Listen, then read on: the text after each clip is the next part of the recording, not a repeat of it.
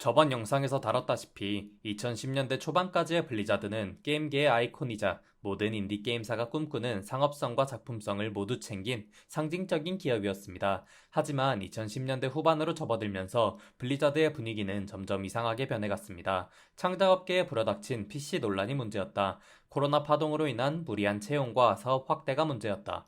액티비전이 블리자드를 인수한 것이 문제였다 등 여러 의견들이 있지만 누구든 공통적으로 하는 말이 하나 있었죠. 더 이상 예전의 블리자드가 아니다. 블리자드가 이런 평가를 받게 된 계기는 그 유명한 2018년의 블리즈컨이었죠.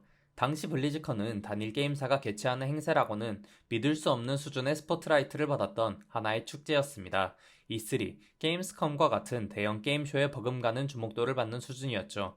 그 이유는 당연히 블리자드니까. 블리자드가 지금까지 만들어왔던 게임과 IP는 그 정도의 파급력을 보여주기 충분한 수준이었죠. 하지만 2018년의 블리즈컨은 뭔가 달랐습니다. 2014년 영혼을 거두는 자 이후로 2017년에 신캐 하나 내고는 2년째 소식이 없던 디아블로 쪽에서 블리자드 공식 유튜브에 이번엔 진짜 큰 거 온다 라는 뉘앙스의 예고 영상을 올리고 블리즈컨의 하이라이트인 가장 마지막 날에 디아블로 IP 관련 행사를 배정하면서 사람들의 기대감을 머리끝까지 불러일으켰습니다. 당시 같이 발표했던 워크래프트 3, 리포지드 정도를 제외하면 블리즈컨에 빅뉴스가 없다시피 했던 것도 한몫했죠.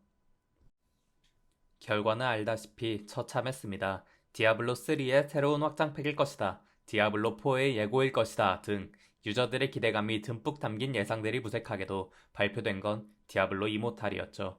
이거 만우절 농담인가요? 라는 명언만이 남았던 처참한 블리즈컨이었습니다. 심지어 이모탈로 인해 그나마 블리자드의 희망이다. 스타 리마스터로 이미 증명했는데 실패할 수가 없다. 라고 평가받던 워크래프트 3 리포지드까지 경악할 퀄리티를 보여주면서 블리자드는 돌아올 수 없는 강을 건너버렸습니다.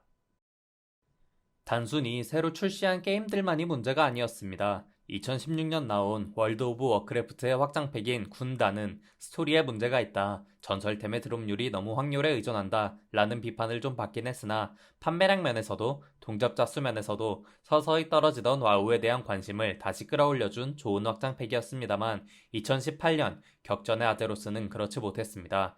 차라리 전설 뺑뺑이가 나왔다는 평가를 받을 정도로 비판밖에 남지 않은 신규 콘텐츠 군도탐험, 개판이었던 밸런스, 거기에 타락 원툴이라고 호불호가 갈릴지언정 준수한 퀄리티를 보여줬던 스토리까지 The Horde is nothing.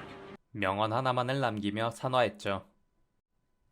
이에 더해 오버워치에서는 솔저 76의 동성애자 설정 추가로 인해 PC 논란을 가속화시켰고 히어로즈 오브 더 스톰은 당시 수많은 선수들이나 프로팀들과의 소통 없이 대회를 일방적으로 중단했으며 스타크래프트2의 유료 컨텐츠 업데이트도 중단하겠다고 발표하며 블리자드의 모든 게임들이 천천히 가라앉고 있었습니다.